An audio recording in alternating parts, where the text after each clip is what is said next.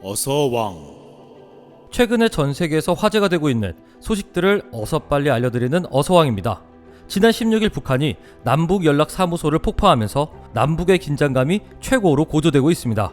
북한은 개성공단과 금강산 관광지구에 군부대를 재배치하겠다고 하면서 잊혀졌던 서울 불바다설이 다시 떠오를 수 있다며 앞으로 그보다 더 끔찍한 위협이 가해질 수도 있다고 위협했습니다. 이에 우리 국방부는 북한이 군사행동을 실행하면 대가를 치를 것이라고 경고했습니다.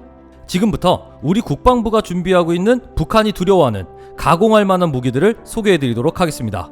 첫 번째는 한국 방산의 혁신의 아이콘이라 불리는 한화가 만든 차세대 장갑차 레드백입니다. 레드백은 발주처인 호주의 토착 독거미인 붉은배 과부거미의 이름에서 따온 것입니다. 이 거미는 강력한 독을 품고 있어 새와 뱀까지 사냥하는 포식자로 알려져 있습니다. 그 이름처럼 차세대 장갑차 레드백도 가공할 만한 위력을 지니고 있습니다. 레드백은 K-21 장갑차를 기반으로 삼고 있다고는 하지만 실제로는 최신 트렌드와 기술을 접목해 완전히 재설계된 세계 최정상급 보병 전투 장갑차입니다. 한화는 이것이 한국산 무기가 맞나 싶을 정도의 대대적인 개조를 거쳐 호주 수출용 AS-21 레드백 장갑차를 만들었고 세계 최정상급 기갑 장비 메이커인 독일의 라인메탈 제품과 용어 상박의 경쟁을 벌이고 있을 정도입니다. 레드백은 호주 현지 기업과 손잡고 개발한 T2000 포탑의 30mm 또는 40mm 기관포를 선택할 수 있으며 차창이나 장전수는 해치를 열고 몸을 드러내지 않아도 차체 내부에서 아이언 비전 고글을 쓰고 360도 전방향을 감시하고 탑재된 무장을 원격으로 제어해 공격할 수 있습니다.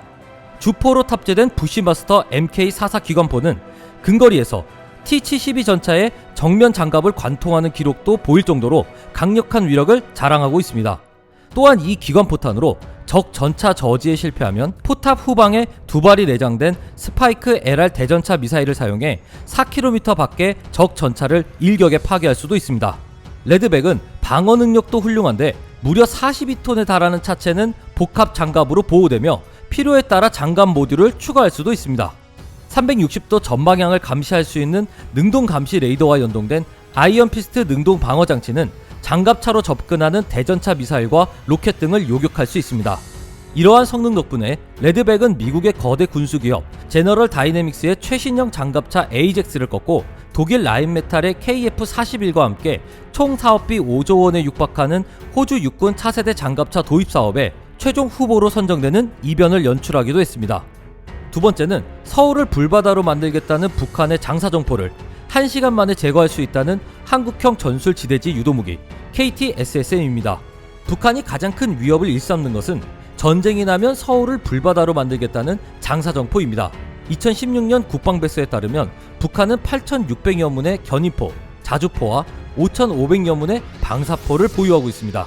북한 육군은 이들의 70%를 평양에서 원산 이남에 배치해 수도권 지역에 대한 기습, 대량 공격 태세를 갖추고 있습니다.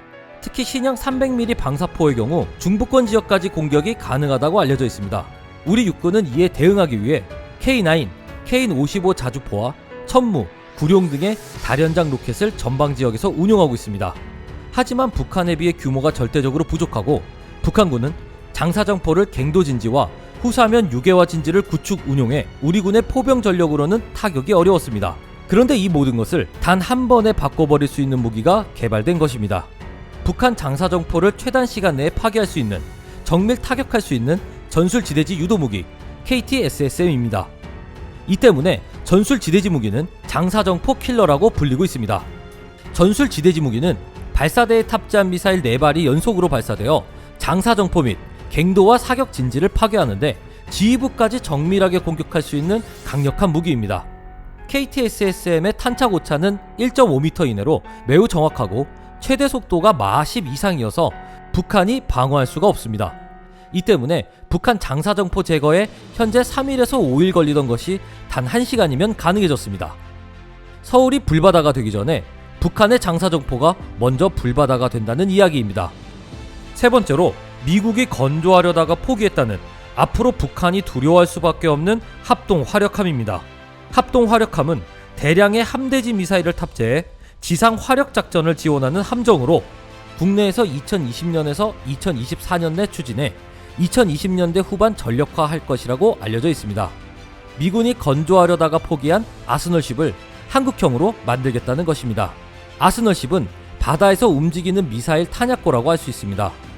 국방부는 4,000에서 5,000톤급 해군의 이순신급 규모로 2척에서 3척 도입을 계획하고 있습니다. 여기에는 현재 해군이 운용하고 있는 사거리 1000km급의 해성-2 함대지 미사일과 사거리 200km급의 전술 함대지 유도탄 등 100여 발이 넘는 미사일을 탑재할 것으로 전망되고 있습니다. 합동 화력함이 도입되면 동해와 서해에 각각 떠 있으면서 북한의 핵심 시설과 전략 목표를 타격할 수 있기 때문에 강력한 억제력을 제공할 것으로 보이고 있습니다. 또한 그동안 현용 킬체인에서 가장 문제가 된 이동식 발사대의 부족 문제도 손쉽게 해결할 수 있을 것으로 보이고 있습니다. 한국은 세계 5번째 제조업 국가로 그 능력을 K방산에서도 유감없이 보여주고 있습니다.